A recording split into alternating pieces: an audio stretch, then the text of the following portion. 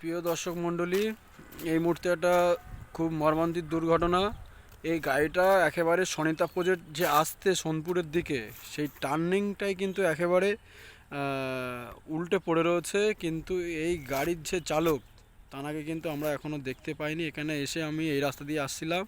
এটা হচ্ছে তোমার হাতিশালা টু সোনপুর। সেই সোনপুরের পাশে একেবারে দেখতে পাচ্ছ সনিতা প্রজেক্ট থেকে কিছুটা দূরে 1 কিলোমিটার সোনপুরের দিকে আসতেই এই গাড়িটা উল্টে আছে। কিন্তু আমরা দেখতে পাচ্ছি না কে ছিল বা কোত্থেকে কে ছিল, কোন গাড়ি চালক ছিল, কিন্তু উল্টে পড়ে রয়েছে। আমি রাস্তা দিয়ে আসতেছিলাম, তারপরে একটু দেখতে পেয়ে নেমে খুঁজতেছিলাম, বলে গাড়ির তলায় টলায় আছে কি আরও সব দর্শকরা দেখছিল, কিন্তু কাউকে দেখতে পেলাম না। একা আছি, আর 2 ভাই আছে দেখতে পাচ্ছ।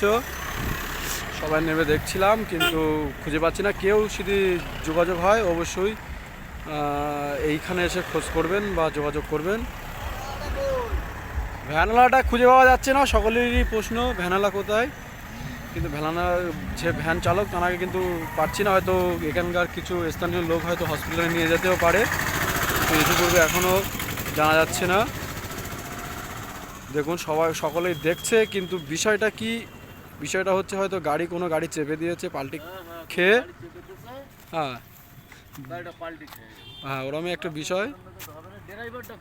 ড্রাইভারটা কেউ খুঁজে পায় না। আমরা এখানে নেমে দেখছি যে ড্রাইভারটা তো গাড়ির তলায় ফলায় আছে কি না, দেখেছি নেই, হয়তো হসপিটালে নিয়ে গেছে কেউ, স্থানীয় কোনো জায়গায় নিয়ে গেছে কেউ। দেখছো সকল গাড়িটা পাল্টিক মেরেছে, বুঝতে পেরেছো?